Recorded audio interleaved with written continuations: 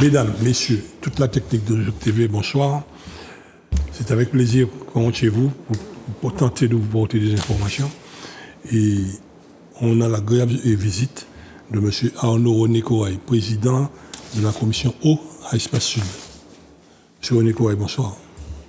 Bonsoir Florent, bonsoir à la population martiniquaise et toute population qui nous écoute à travers la Martinique et le monde. Bonsoir. On est regardé dans le monde entier. Souvent j'ai des observations venant de l'Afrique. Très bien.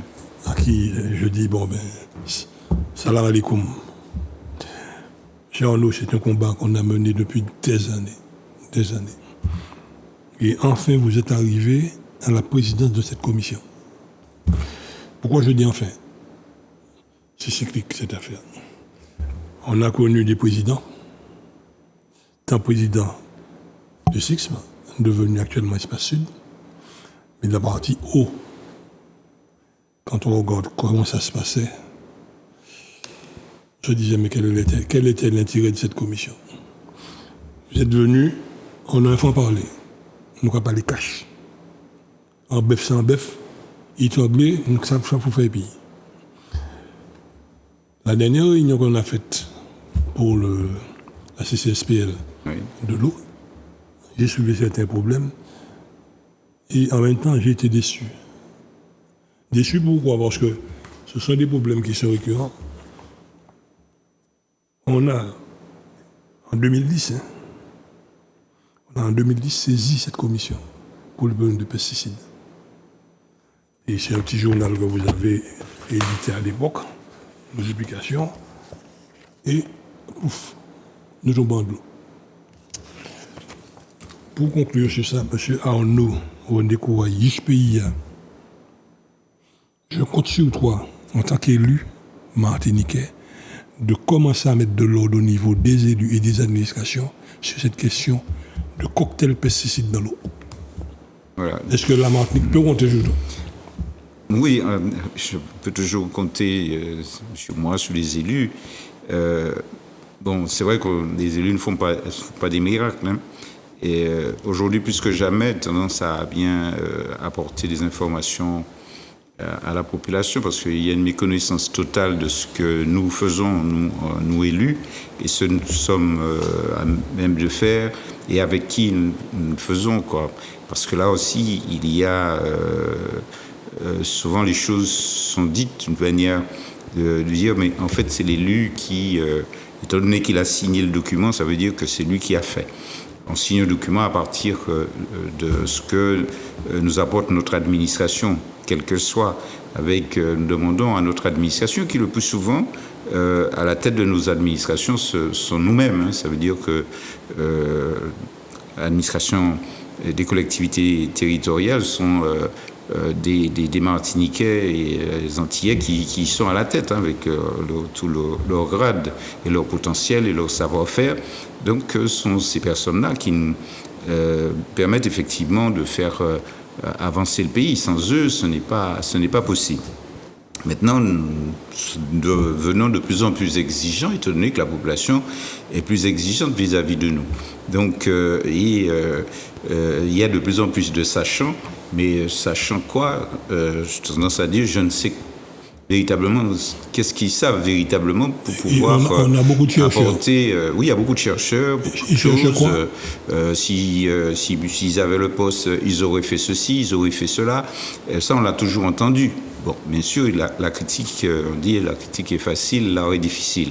Donc, tout cela, nous l'entendons. Mais de plus en plus, nous essayons, nous élus, moi, j'ai ma part de responsabilité.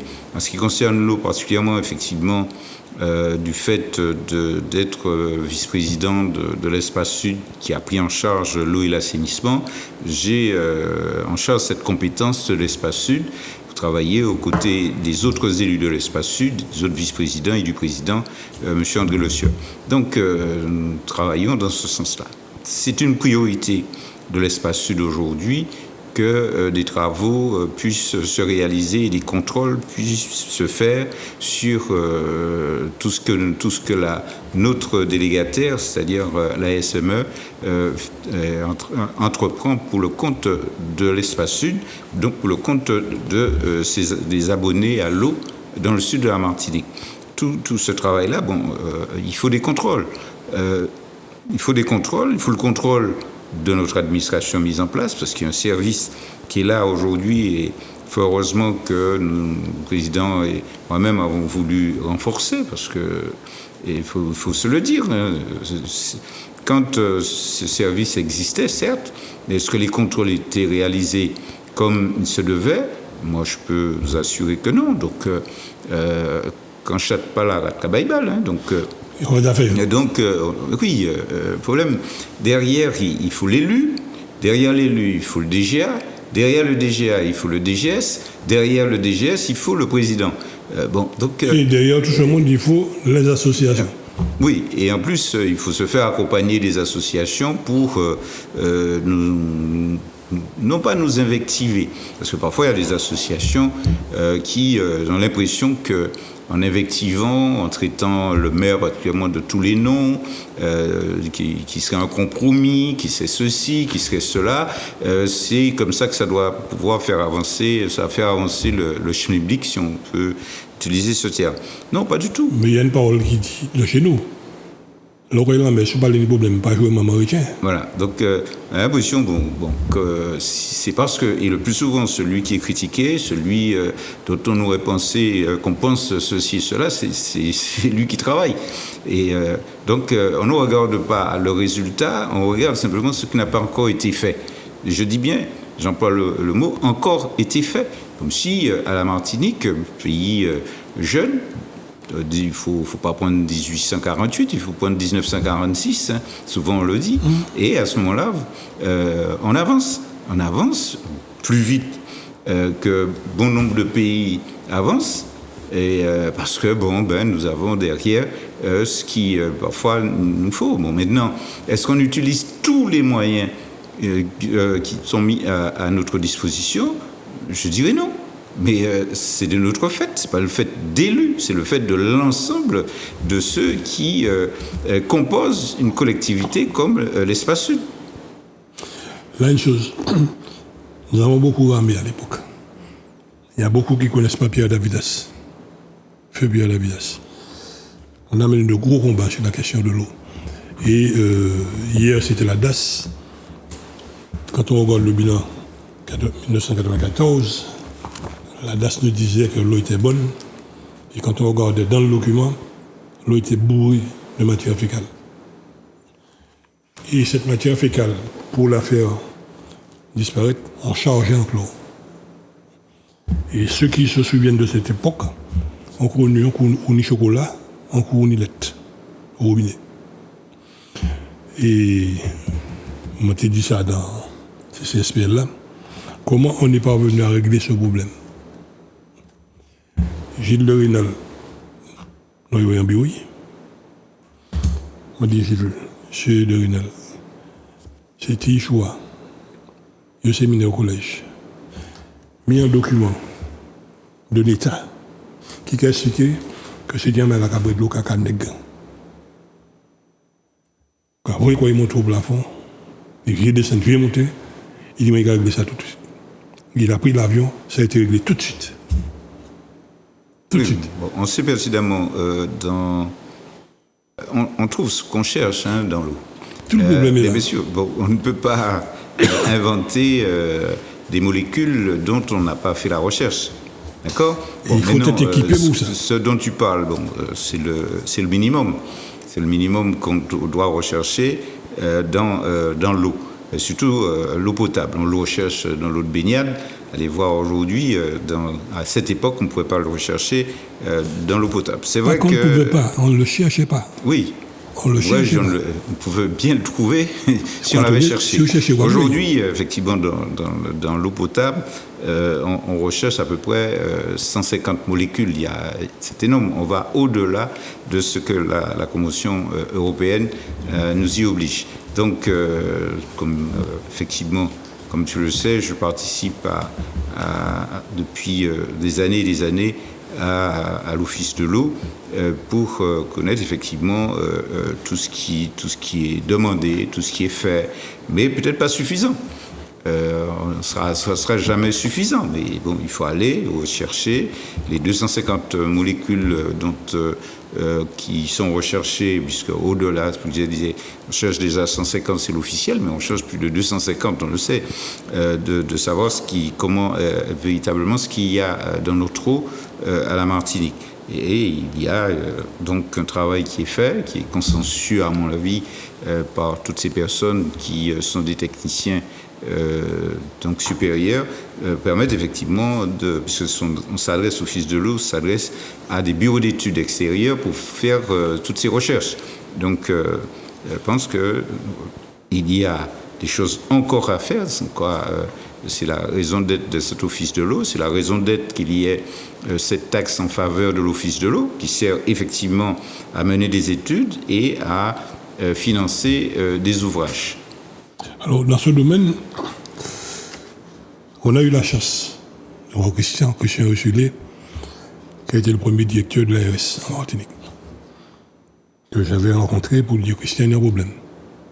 Le laboratoire d'analyse que vous utilisez au niveau national, à l'ARS, ce laboratoire de Lille, n'a pas la compétence requise pour pouvoir détecter les molécules. Nous avons été entendus, finalement, il a fait faire ses analyses. En 2008, Et c'est là qu'on est tombé sur cette bombe chimique. Cette bombe chimique. 375 molécules au robinet du consommateur. En sortie d'usine, l'eau est propre à 97%. Qu'à descendre, arrive chez le consommateur, on trouve 375 molécules. Je pose la question, là il a sorti. C'est pas un chimie qui a mis un dingue. Et on a été retardé sur cette question, retardé par des cadres territoriaux. Ce que nous appelons des pense-petits, qui estiment qu'ils ont fait suffisamment l'étude, ils ont diplômé de la faculté de Paris, de qui ça nous a parlé, et finalement ils n'ont jamais compris une chose en nous. L'idiotie peut être héréditaire, l'ignorance se soigne. Nous toujours disons ça, soigner qu'aux autres. Nous ne sommes pas scientifiques, nous ne sommes pas juristes. On s'est toujours fait accompagner par des scientifiques mondialement reconnus sur la problématique de l'empoisonnement martiniquais. Là, aujourd'hui, la science évolue. Et nous attendons fortement sur toi pour qu'on puisse changer le protocole de recherche des pesticides. C'est pour l'instant, on cherche la molécule de base. Or, une molécule a toute sa valeur lorsqu'on met des adjuvants et les hydrocarbures. On n'a jamais vendu de chlordécone à quiconque. Ils vendent Képone. Képone, c'est chlordécone plus adjuvant plus éléments hydrocarbures. Or, on nous donne, quand je regarde tous les documents que nous avons là, toutes les analyses, ce sont des analyses qui sont faites que sur la molécule de base. Donc c'est un problème éminemment politique. C'est à nous, avec le passé chimique que nous avons subi ces derniers temps, de faire en sorte qu'au niveau européen, qu'on puisse changer le protocole de recherche. Je ne sais pas ce que tu en penses. Oui, tout à fait. Moi, je pense que tant qu'il peut encore inciter à faire des recherches plus approfondies dans l'eau distribuée aux consommateurs, c'est dans notre intérêt, surtout avec ce qui s'est passé avec cette affaire de chlordécone et d'autres pesticides qu'on a utilisés aussi bien dans la banane, dans la canne, dans cette affaire de monoculture à la Martinique. Donc aujourd'hui, ils font des efforts pour ne pas utiliser le moins possible de pesticides, parce qu'on le retrouve malheureusement, puisque 95% de notre eau est une eau de surface, donc on le retrouve dans le robinet. Maintenant, il faut aller plus loin. On parle de 375 molécules parce qu'il faut descendre au plus fin, c'est-à-dire il y a le molécule majeure et puis il y a ce qui, avec la transformation, ce qu'on peut retrouver. Donc, quel que soit un produit de matière première, on sait pertinemment à la fin ce que ça donne à partir du bout du pétrole, on voit bien ce que ça donne à la fin. Donc c'est la même chose en termes de molécules majeures. Donc il faut savoir ce qui... je ne suis pas un scientifique, mais il faut que continue, que l'Office de l'eau, et là on le demande, hein, je connais, il y a des élus qui ne cessent au sein du conseil d'administration de l'Office de l'eau de demander d'aller au-delà de ce que nous recherchons aujourd'hui. Parce que le problème va se poser. Pourquoi ? Dans le cadre, je n'ai pas encore interrogé là-dessus, sur la mise en place de l'autorité unique de l'eau, il y a certains qui vont pouvoir dire nous ne voulons pas qu'arrive à nos robinets l'eau de Vivey. Alors qu'aujourd'hui, c'est déjà le cas. Donc, puisque on ne sait pas à quel moment ça se mélange à partir du Robert. Donc, parce qu'il faut alimenter la partie amantinoise à un certain moment, et d'autres moments, la partie amantinoise est alimentée totalement par la rivière Blanche. Donc, il y a déjà ce système, mais normalement, avec le filtre qui existe sur l'usine de Vivey, on ne devrait pas avoir de crainte de trouver trace de molécules. Maintenant, il faut aller au robinet. Bon, comme tu le dis, c'est vrai que tous les mois, il y a un relevé dans les différents robinets dans toute commune pour connaître la qualité de l'eau, qui est analysée par un laboratoire, y compris le laboratoire départemental, le laboratoire territorial. C'est la jumelle de Valence. Territorial qui fait des recherches pour vérifier si l'eau étant on parle d'eau potable et on parle aussi d'eau de bonne qualité. La bonne qualité, ça veut dire que normalement, propre à la consommation humaine. Elle est propre à la consommation humaine. Selon la loi. Voilà, selon la loi. Mais tout est toujours basé par rapport à la loi. Oui, mais la loi est basée à partir de la science. Je prends l'exemple aujourd'hui de Saint-Martin. Saint-Martin, la partie française, pourrait être alimentée totalement par l'usine d'eau de la partie hollandaise. Tel n'est pas le cas. Tel n'est pas le cas parce que la partie hollandaise, malgré que la Hollande fait partie de l'Europe, mais ce territoire-là est un territoire indépendant, et l'eau sortie de l'usine de dessalement, parce que c'est dessalement, l'eau de dessalement n'est pas impropre à la consommation de la partie française. Et on s'en doute bien que aussi bien le hollandais comme le français, il fait le va-et-vient entre les deux, puisque nous avons des Français qui travaillent dans la partie hollandaise et qui consomment l'eau de la partie hollandaise. Et voilà, donc il y a toute une discussion sur ne serait-ce que cela, par rapport au problème de normes. Nous devons respecter une norme européenne et qui nous pose un certain nombre de difficultés de pouvoir, ne serait-ce que sous cette île partagée, ne puisse pas consommer l'eau, parce que l'usine de dessalement de la partie française est toujours plus ou moins en rade depuis le cyclone.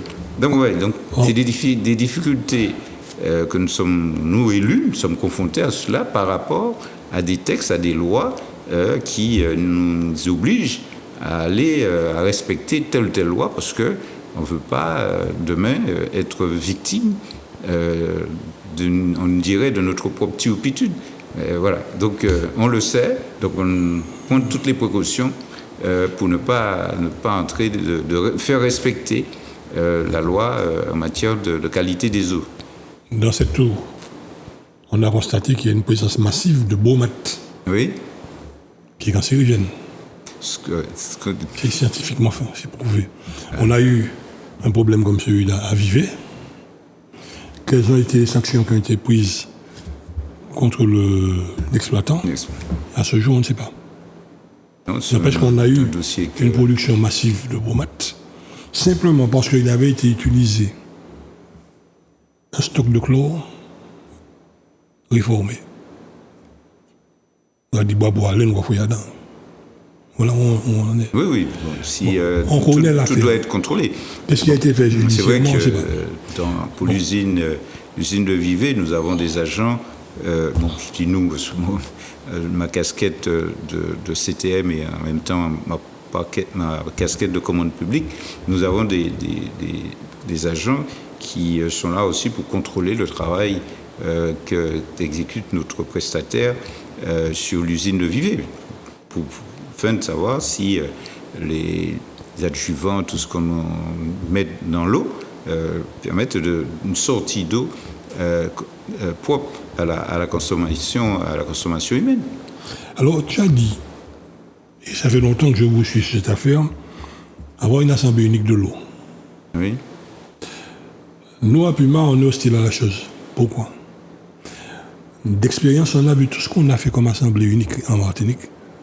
On a vu ce que ça nous a donné. Je veux vous prouver d'une chose. Vevey, à l'époque de l'ancienne mandature, n'a jamais été entretenue comme elle devait être faite. Jamais. Jamais été entretenu? Il a fallu qu'on ferraille fort pour qu'on fasse le nécessaire. Il y avait un gros problème d'électrification. Enfin, finalement, c'est Chimie, votre équipe, qui a fait le nécessaire. J'essaie de m'imaginer 2 secondes. Assemblée unique de l'eau. Assemblée unique de l'eau. L'affaire Seguino serait réglée comment? Avec une assemblée unique. Un agité du bocal qui s'excite à chaque fois qu'on lui parle, qui s'énerve. Devant vous, il aurait fait quoi dans l'assemblée unique? Donc, il y a plusieurs paramètres qui nous disent, messieurs, faisons très attention. L'eau, c'est un métier. C'est un métier. Oui, tout à fait. Nous avons des Martiniquais compétents à la barre. Comme dans beaucoup d'entreprises, on a des Martiniquais compétents. Est-ce que ça fait d'eux des gestionnaires d'entreprise? Non. Et concernant l'eau, il faut beaucoup d'argent sur la table. Beaucoup d'argent sur la table. Je veux vous prouver la casse de Seguino. Gagnons. Réparé par la SME. Ça a bientôt 3 ans, plus. Oui, mais... À ce jour, Cap Nord n'est pas capable de payer la SME sur ces travaux. Il y a 2 choses. Ce n'est pas parce que Cap Nord ne veuille pas payer ou autre. Hein. Il faut... Le contrat qui concerne est un contrat SIXM, puisque la commune de Trinité et la commune du Robert faisaient partie du SIXM. Donc, au préalable, il y en avait même 18 à l'époque. Est sorti en premier lieu Lamentin, Saint-Joseph, Lamentin, parce que ce sont des communes qui sont dans la CACEM. Donc, après, il restait effectivement le Gros Monde, il restait Trinité, et il restait le Robert. Bon, maintenant, ces communes sont toujours dans le contrat, puisque le contrat se termine en 2027, mais c'est le contrat dit, il y a un article qui dit effectivement que la SME doit assurer la continuité du service public. Bon, jusqu'à un certain métrage. Maintenant, il y a... Non, ce système de 12 mètres linéaires était aussi un litige que l'on espère voir résolu avec pas le nouveau contrat, mais la révision du contrat. Que les choses soient très claires en ce qui concerne ces fameux 12 mètres linéaires. Aussi bien pour l'assainissement que pour l'eau potable. Donc, la SME doit assurer la continuité du service public. L'eau doit continuer à être servie. Maintenant, il a fallu faire ces travaux-là, donc la SME avance les fonds. Maintenant, il y a toute une négociation par rapport au contrat, par rapport aux sommes allouées qui sont prévues dans le cadre du contrat pour pouvoir faire ces travaux-là, parce qu'il fallait le faire. Il fallait mettre des sommes, non pas qui seraient déjà mobilisées, c'est-à-dire que normalement dans le cadre du contrat, dans le cadre des sommes prélevées chaque année et autres, il y a une somme... Les fonds de travaux. Oui. Qu'on a supprimés. Non, c'est pas... Il y a 2 choses. Il y avait les fonds de travaux qu'on a supprimés. Mais par contre, demeure des travaux de continuité de service public qui doit être évalué et qui doit être fourni à l'Espace Sud et à Cap Nord nous permettent effectivement de justifier le montant de ces travaux-là. Puisque c'est prévu dans le contrat. Eh bien, c'est le cas de ces travaux de continuité de service public qui s'est déroulé au Galion. Maintenant, la Cap Nord a fait une demande et là, la CTM a répondu à cette affaire-là, puisqu'on a entendu à plusieurs reprises le président le PCE, le président du conseil exécutif, M. Serge Tchimi, répondre que la CTM financera la remise en place de la canalisation 700. Bon, maintenant, parce qu'il faut de cette canalisation-là. C'est une obligation. Ouais, une obligation. Donc, maintenant, il faut obtenir toutes les autorisations pour reposer cette canalisation. Est-ce que c'est un encorbellement par rapport au pont ? Parce que, vu la puissance et l'importance de cette canalisation, est-ce qu'on pourra installer un encorbellement par rapport au pont du Galion, ou bien est-ce qu'on va repasser sous la rivière du Galion une canalisation? C'est ce travail qui est à l'étude aujourd'hui par Cap Nord, et à ce moment-là, les travaux se feront pour pouvoir rassurer toute la population sud sud et centre, puisque c'est à partir du Robert qu'il y a une canalisation de 500, une canalisation qui part vers la montagne, une canalisation et qui repart vers le François. Donc, c'est à ce moment-là qu'on va assurer une pérennité de l'eau vers ces zones-là. Maintenant, il ne demeure pas moins l'espérance de pouvoir construire un réservoir de 10 000 m3 dans les hauteurs du Robert pour permettre effectivement de pallier en cas de gaz, de cyclone, de turbidité de l'eau, tout ce que nous connaissons permettant d'alimenter régulièrement l'eau, aussi bien dans le sud de la Martinique, donc ce qu'on appelle le sud-est de la Martinique, y compris le centre de la Martinique. Donc il y a tout ce travail-là qui doit être fait. Alors, on revient avec cette autorité unique. L'autorité unique doit fonctionner.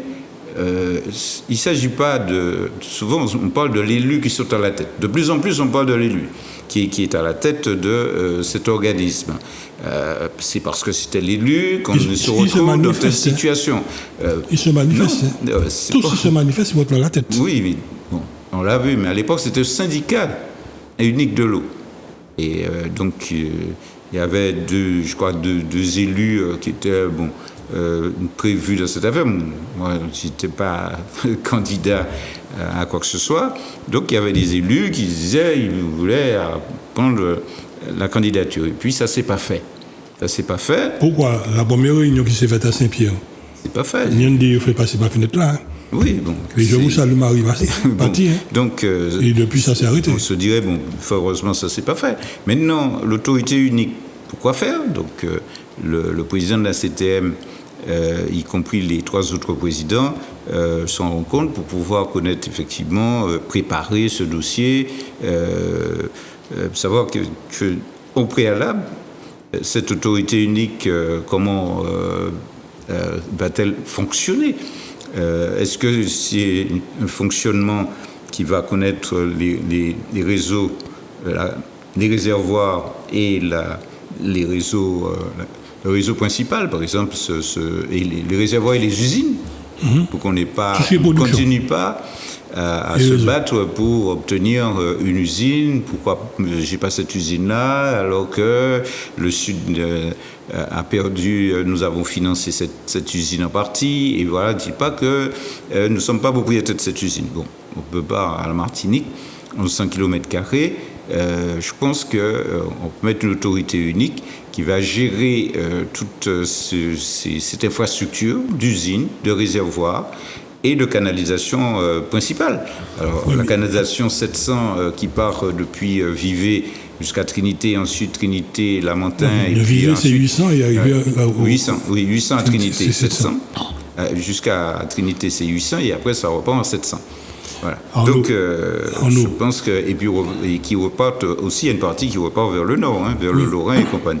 Donc, il y a tout ce travail-là qui doit être mis en place, qu'on se mette d'accord avec des techniciens qui vont proposer, l'Office de l'eau qui va proposer, les services de l'État, va proposer aux élus ce qui pourrait être géré déjà en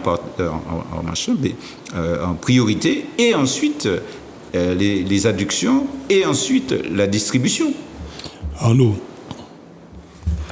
je ne suis pas élu. Oui. Nous croyons que nous, Arnaud, il y a un problème là, comment ça qu'on fait? Et tu fais ce qu'il faut. Souvent, les cadres territoriaux, ce que j'appelle des penses petits, ils ont agi contre moi, c'est un problème. Ils ont agi contre moi. Nous, Puma, nous portons des solutions. Pour sortir tous ces pesticides que nous trouvons au robinet du consommateur, on a la possibilité, comme on a su nous écouter à l'époque, où on avait demandé de la chloration intermédiaire, on a la possibilité de la filtration intermédiaire pour arriver à une bonne eau au robinet. Pour que l'eau qui sort de Vivet, par relargage, n'arrive pas chez le consommateur chargé de pesticides. C'est possible. Oui, mais il faut des gens qui ont signé papier, accepter assise là. Mais le problème, je pense que ce travail-là, c'est un travail qui se fait, bon, on ne dira pas assez vite. Je comprends. Je dis, mais le temps politique est trop long. Non, le temps politique, c'est pas le temps politique qui est très long.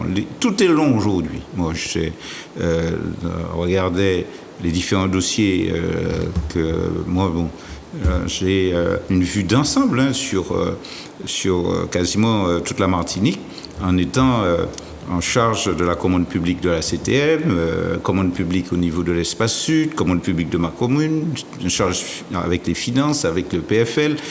J'ai une sorte de vue d'ensemble de ce qui se passe dans ce pays-là, où tout est long. Tout est long. Procédure. Ce qu'on faisait hier, en 3 ans, que j'ai pu faire en 3 ans, 5 ans, 6 ans, en une mandature. Par exemple, le fonds de maire, je peux parler du fonds de maire de la ville des Trois-Îlets, 25 millions de francs à l'époque, ou la station d'épuration avec tous les réseaux de Lons-Mitan et de Lons-Salane vers la Lons-Marette, 32 millions de francs à l'époque. Ça s'est fait en l'espace d'une mandature, quasiment. D'une mandature. Aujourd'hui, il faut 2-3 mandatures pour pouvoir réaliser un projet de ce type. Parce que il faut passer sur les fiches codines de bureau d'études, d'AMO, d'assistance à maîtrise d'ouvrage, de concours, ensuite de maîtrise d'œuvre, qui vous font des prix. Si on prend, on commence l'exemple du siège de l'espace sud, et là, 14 millions, on finit après 30 millions. Je ne comprends pas comment les bureaux d'études ont analysé, ont prévu un montant qu'on dépasse de 10%, parce qu'il y a toujours un petit aléa de 10%, ça peut se faire, mais parfois même quasiment doubler le prix de ce que le bureau d'études ont prévu au démarrage. Je dis, mais il y a un problème chez nous. Donc, et tout est retardé, parce que il n'y a pas des masses de maîtrise d'œuvre dans ce pays-là. Et puis, le problème d'ingénierie, c'est ce qu'on appelle le problème d'ingénierie dans ce pays, donc de maîtrise d'œuvre dans ce pays, et puis ils prennent tous les dossiers. J'ai une maîtrise d'œuvre aux Trois-Îlets, je le retrouve au moins 5 ou 6 fois à la CTM, il est aussi à l'Espace Sud, il est aussi à Rivière-Salée, il est aussi un peu partout, dans tout. Je dis, mais il y a un problème à ce moment-là. Il y a une raison à ça. Hein?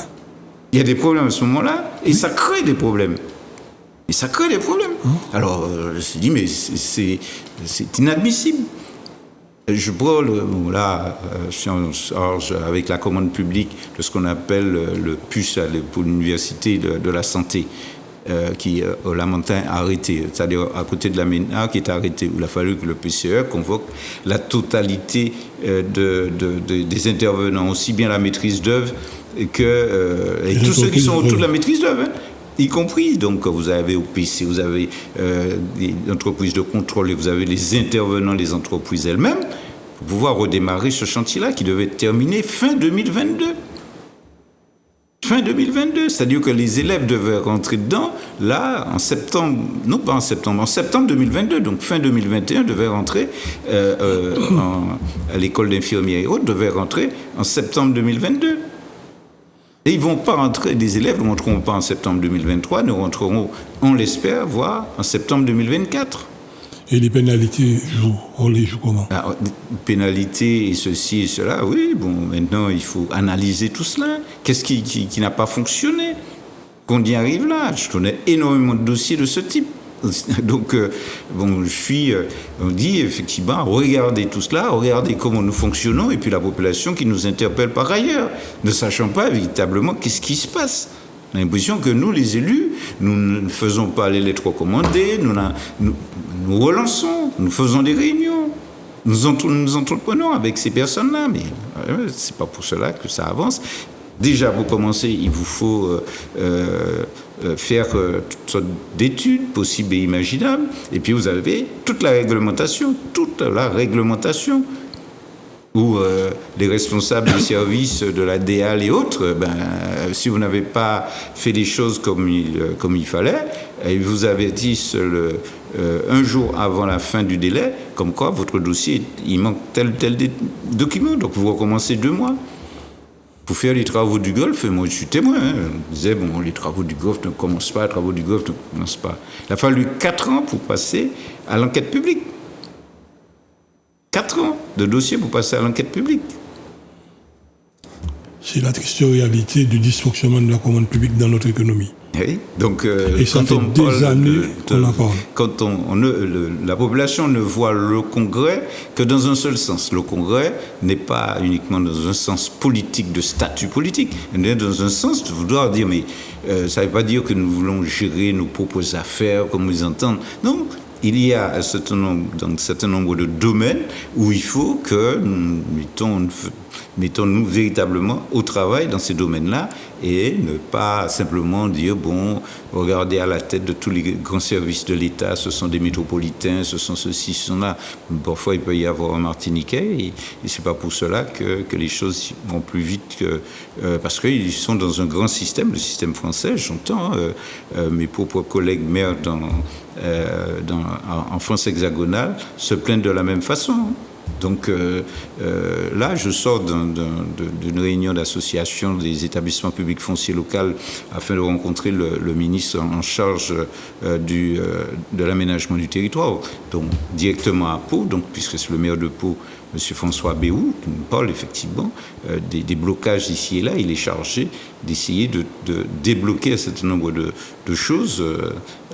Voilà, donc ceux qui étaient là ne sont pas les derniers. Ce sont les présidents des établissements publics fonciers en France, et puis bien sûr avec leurs directeurs. Donc tous sommes confrontés au même problème avec les services de l'État en France comme à la Martinique, en Guadeloupe. Voilà, donc tout cela, la population ne peut pas se rendre compte. Il y a une méconnaissance de cela en disant que nous, les élus martiniquais, que faites-vous pour pouvoir faire avancer les choses? Parfois, il est fort difficile de faire avancer les choses parce que légalement, nous ne pouvons pas faire autrement. Parce qu'il faut respecter la légalité. Alors, quel élu mettre à la tête de l'autorité unique de l'eau pour éviter ce que nous avons connu dans les ordures ménagères, dans l'eau, dans ceci, dans cela. On va toujours trouver des problèmes au niveau de tel ou tel élu.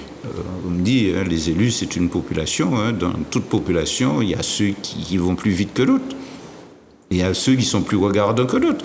Aujourd'hui, j'ai en charge, effectivement, comme tu le dis, de l'eau potable et de l'assainissement. Bon, c'est une charge qu'on m'a confiée. J'essaye de mener cette charge comme je peux et être présent le plus souvent et montrer effectivement qu'il y a un élu qui est là et qui est derrière et qui contrôle. Moi, je reçois sur mon téléphone tout ce que, à chaque fois qu'il y a une casse dans les réseaux, comme il vient d'avoir cette casse sur une canalisation 500 qui a été réparée le dimanche, alors que la casse a eu lieu dans la nuit de samedi. Et le WhatsApp me disait, de l'ASME, le WhatsApp me disait, ça va être réparé demain. Et ça a été réparé, mais on voyait les photos, effectivement, ça a été réparé. C'est une canalisation 500. Donc, c'est des choses constamment qui, peut-être hier, n'existaient pas, que j'ai exigé, qu'on me fournisse. Effectivement, bon, il y a parfois des casses qui ne sont pas décelées. Alors là encore, on parle beaucoup de molécules, de problèmes de pesticides, mais il faut aussi, mon rôle ici est de dire à la population qu'il y a un certain nombre de travaux qui sont en cours. C'est près de 30 millions d'euros de travaux que nous allons réaliser dans l'espace sud en matière d'eau potable. Même pas l'assainissement, c'est près de 15 millions. Donc, c'est des sommes importantes qui seront dépensées par l'espace sud cette année, quasiment financées à 100% dans le plan Eau-Dorme avec la CTM, avec l'État, avec l'Office de l'eau, avec l'OFB. Pour tout cela, ce sont des cofinanceurs qui financeront ces travaux-là à 100%, quasiment, pour pouvoir mener à bien les travaux de canalisation dans le premier temps, mais aussi de réservoirs qui seront construits. Mais malgré tout, il y a un petit bémol parce que la population du haut de Montésie, de Rivière-Pilote, de toute cette partie-là, risque à nouveau, si nous nous retrouvons avec une forte sécheresse comme on a connu en 2020, des problèmes de panne d'eau. Pourquoi ? Simplement parce que le réservoir qu'on doit réaliser de 1500 mètres cubes sur l'Épinay ne peut encore se démarrer, non pas du fait du SIXM ou de l'espace sud, mais du fait, effectivement, à l'époque, il a été acheté un terrain, propriété du SIXM, que lorsqu'on est allé dessus pour pouvoir réaliser le réservoir, un monsieur est sorti avec son côte-là, comme on le connaît à la Martinique, disant que vous vous êtes trompé, ici c'est chez moi. Squatté. Donc ici c'est chez moi. Aujourd'hui, avec le maire de Sainte-Luce et nous-mêmes, nous essayons de sortir de cet imbroglio avec le tribunal, bien sûr, puisque là, à chaque fois, une collectivité ne peut pas intervenir au mali militari, un lieu dont quelqu'un se dit être propriétaire, que l'acquisition du SIXM n'est pas une bonne acquisition, mais avec titre de propriété. Et nous avons réalisé le réservoir. Bon. Non, nous sommes lancés sur d'autres réservoirs dans le sud de l'île pour permettre effectivement à des populations de plus en plus importantes qui se trouvent dans les mornes, parce que là aussi, il faut aussi que la population se rende compte. Hier, il n'y avait pas autant de population dans les mornes. Aujourd'hui, avec les populations que nous trouvons de plus en plus haut, il faut des réservoirs, renforcer les réservoirs. Donc, ce qui a été fait dans la chaîne de l'Épinay, on a fait ce qui n'était pas fait. Donc on renvoie de l'eau dans 3 ou 4 stations, donc on appelle une chaîne, jusqu'au réservoir de l'Épinay, mais le réservoir de l'Épinay étant trop petit pour la population qui consomme autour de Rivière-Pilote, Sainte-Luce et Rivière-Salée, très vite ce réservoir va être vidé. Donc il faut augmenter la quantité d'eau vu cette population qui s'est retrouvée là-haut. Donc, mais il ne s'agit pas que de là. Il s'agit aussi de Mont-Nevent. Il y a 2 Mont-Nevent où on doit mettre des réservoirs. À Ducos, on doit mettre des réservoirs. Autour du Saint-Esprit, il faudra mettre, parce que ce territoire Saint-Esprit bénéficie des réservoirs qui sont sur les monts du Vauclin, qui sont sur les monts de Rivière-Pilote, qui sont sur les monts de Rivière-Salée et autres. Donc, tout cela, tous ces travaux-là, c'est près d'une trentaine de millions d'euros qui seront dépensés pour permettre effectivement à la population du Sud d'avoir une certaine sécurité en matière d'eau potable. Ce sera lancé quand, cette opération ? Ces opérations sont déjà lancées. Les appels d'offres sont partis. Ah si, les travaux sont en cours. Donc, on a tenu une réunion avec le comité citoyen Sud pour leur donner tous ces travaux, les lancements de travaux. Mais il y avait des travaux qui avaient été déjà faits avant 2020. Vous voyez, le problème de cette sécheresse de 2020, on pourrait pallier à beaucoup de populations de manque d'eau, simplement parce que des travaux avaient déjà été faits par le SIX, mais non alimentés en énergie électrique. Ne serait-ce que Torail, qui est dans la chaîne pour pouvoir l'épiner, là où une population a beaucoup souffert. Donc ça a été mis en place quasiment fin 2020, au lieu d'être mis en place depuis 2015, puisque c'est des travaux réalisés par le SIXM depuis 2015, mais l'EDF n'avait pas alimenté en énergie électrique. Donc on a demandé à l'époque à la SME de mettre des groupes électrogènes pour mettre le démarrage de cet accélérateur pour pouvoir, et sur pression, pouvoir alimenter la chaîne de l'Épinay. Ce qui a été fait. Aujourd'hui, l'EDF a mis l'énergie électrique, donc ça ne pose aucun problème aujourd'hui. Bon, ça a été la même chose sur l'Anscafa au Diamant, ça a été la même chose sur les 3 îlets. Certains quartiers n'avaient pas d'eau, simplement parce que ce qu'on appelle un accélérateur qui se trouve à Vatable, n'avait pas été alimenté en énergie électrique. Donc, travaux terminés en 2015, donc il a fallu faire des travaux, vous savez que dès qu'on laisse des armoires électriques sans surveillance, vous savez, on rentre là-dedans des ravets, des rats et j'en passe, et à ce moment-là, il faut parfois... des rats à 2 pattes. Voilà. Donc, non, ce n'est pas des rats à 2 pattes, c'est de véritables rats qui bouffent le plastique qui est tout autour du cuivre. Donc, on le connaît aussi bien pour les stations d'épuration que pour ces armoires électriques des accélérateurs de Vatable. Donc, tout cela a coûté de l'argent par la suite à l'Espace Sud, nous permettre effectivement la mise en marche de ces travaux réalisés et qui ont été réceptionnés par le SIXM en 2015. Je reviens sur notre discussion de départ.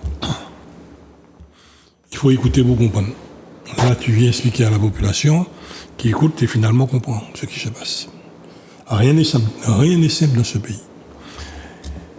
Et j'insiste sur un sujet, c'est le fait de faire ce qu'il faut faire politiquement pour changer le protocole de recherche des pesticides dans l'eau. Là, nous avons régulièrement les différents registres de cancer. Tout le monde sait un cancer est principalement environnemental. Lorsqu'on a ingurgité un cocktail de pesticides et que l'État nous dit oui, mais on n'a pas dépassé la dose maximale admissible par l'homme sur une molécule. Mais là, on prend 375. C'est un cocktail. On a 375 petits verres, petits dés à coude. 375 alcool. Piège gendarme, la route, là, il faut un nom, pas qu'il trouve couleur là dans le manuel. Ou en poudre. Donc, scientifiquement, on a vu pourquoi on a autant de cancers en Martinique en dehors des autres phénomènes qui amènent le cancer. Nous n'avons aucun malade qui a souffert du baïta. Mais heureusement, ça se traite de plus en plus. Mais nous pouvons l'éviter. Nous pouvons l'éviter en faisant le nécessaire pour que ces molécules n'arrivent pas chez le consommateur. En faisant le nécessaire pour que les protocoles de recherche de pesticides soient améliorés. On a toute une littérature scientifique, on est très documenté sur cette affaire. Alors, on t'a écouté, on t'a compris, alors nous, on compte sur toi. La population qui t'écoute là, compte sur toi. Parce que ma peine dit, on m'a pas confiance parce que nous pouvons discuter. Nous pouvons discuter, nous pouvons parler, nous pouvons d'accord avec moi, pas d'accord avec eux, mais nous pouvons arriver à trouver une solution. Donc tu es bien placé sur la notion eau.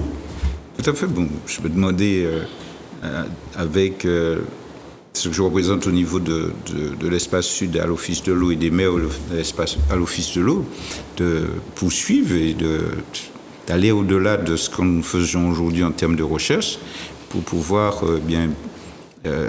trouver s'il y a effectivement ce cocktail dans l'eau encore, faire parce que il ne suffit pas, bon, bien sûr, je viens de dire beaucoup de travaux, il ne suffit pas de faire les travaux sans pour cela garantir la qualité du produit à la sortie. Que tu me vends. Voilà. Alors, souvent aussi, la population se pose la question qu'on devrait avoir des réservoirs beaucoup plus grands, on parle de 1600 mètres cubes, donc je veux dire, monsieur Onéquois, pourquoi ne faites-vous pas un réservoir de 3000 mètres cubes? Donc tout est calculé, hein, donc c'est par rapport au nombre de jours. La durée de vie d'une eau. Voilà. Donc avec le chlore qui doit y rester. Malheureusement, c'est ça, ce sont les données. Très peu de temps, l'eau doit séjourner dans ces réservoirs, y compris dans les canalisations. Alors, souvent, on voit des canalisations en fonte avec beaucoup de dépôts qui est dû particulièrement... C'est un biofilm chimique. Voilà. Donc, qui, par au largage, arrive au robinet. Voilà. Donc, qui sont... Maintenant, il y a tout un travail qui est fait là-dessus. Donc, aujourd'hui, la durée de vie des canalisations au PVC me reste maintenant à prouver, parce que avant, on mettait beaucoup plus de fonte. On connaît les résidus concernant la fonte et quel effet ça pourrait avoir sur l'homme. Maintenant, les PVC, le PVC qui est utilisé de plus en plus, il reste à savoir. Donc il faut un temps long d'études par rapport depuis quand sont installés donc ce type de canalisation qui a de plus en plus. On voit bien aujourd'hui il y a des canalisations 800, ce qu'on a utilisé là pour Seguido, mais avant on avait utilisé des 250 voire des 300 pour pouvoir pallier à remplacer les 800.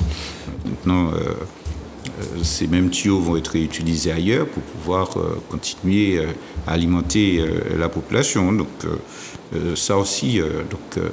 Alors on parle de problèmes de perte d'eau.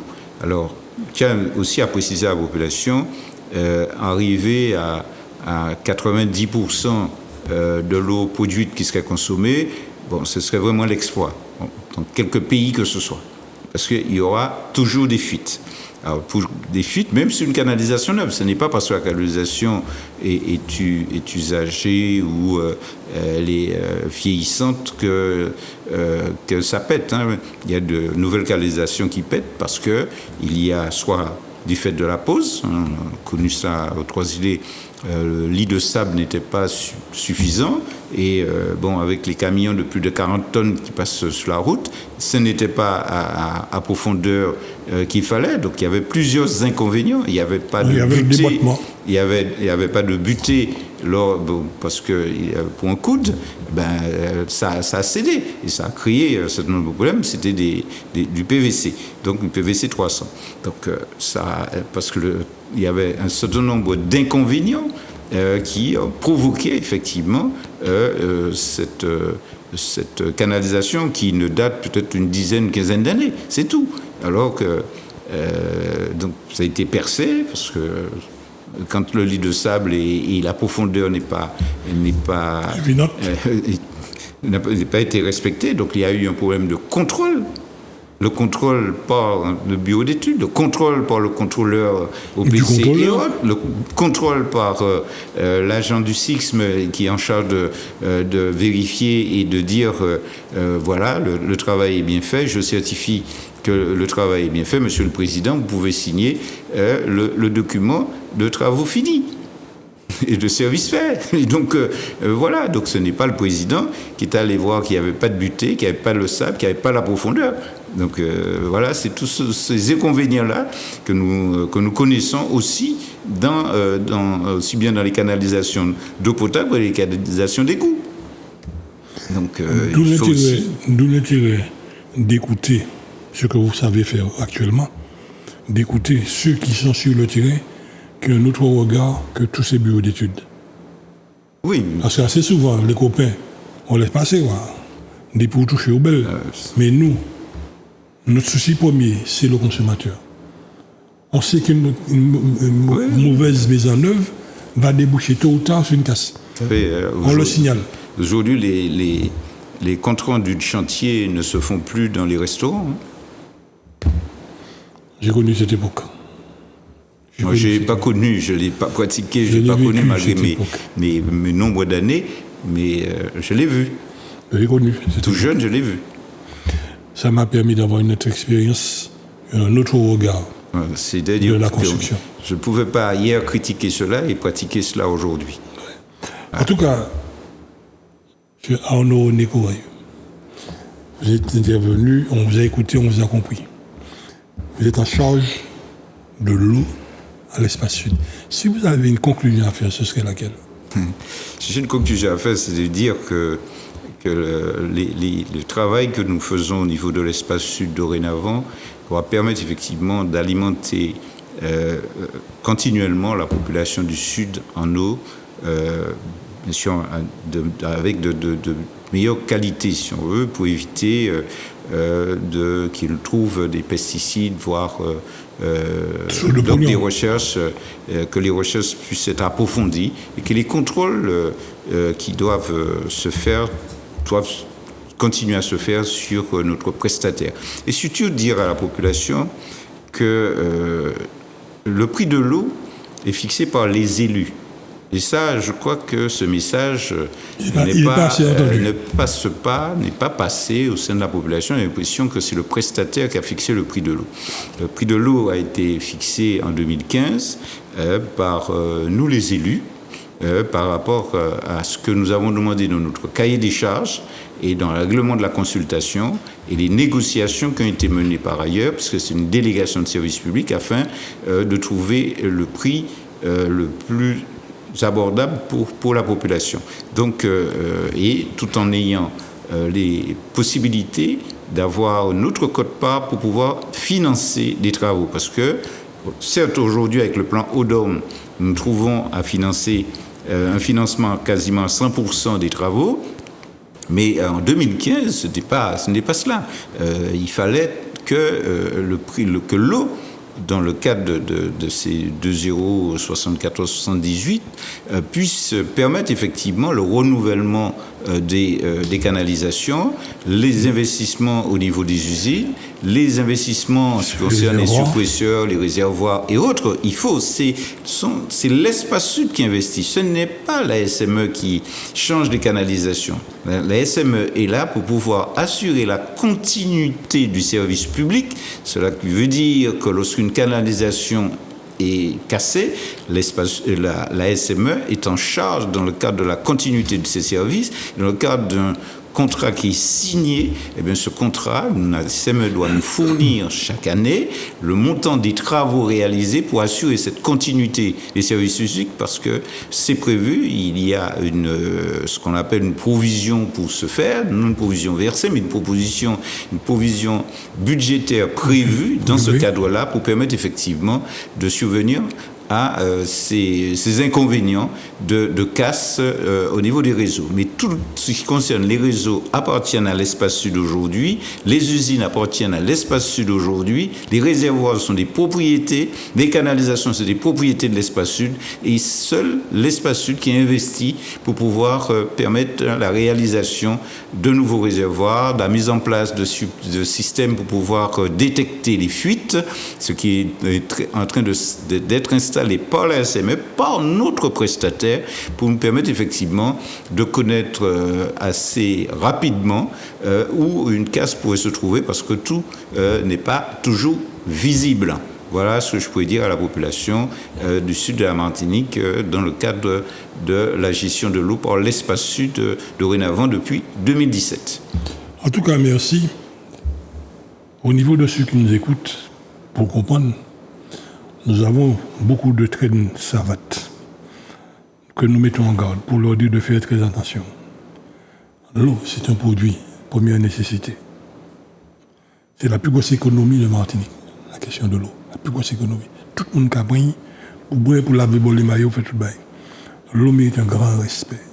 Peut donner la vie ou aussi la mort. Merci encore et à très bientôt. Merci à Zouk TV de m'avoir invité pour donner quelques explications et éviter toute cette méconnaissance qui est tout à fait normale de bon nombre de notre population en ce qui concerne l'eau et cette denrée qui devient de plus en plus rare de par le monde. Qu'on doit protéger. On doit surtout protéger et malheureusement et trouver, on n'a pas parlé de prix solidaire ou de prix social de l'eau. Nous y attelons, nous sommes pour. Ce sera l'occasion d'une autre. Voilà, donc émission. ça c'est une autre occasion. Merci.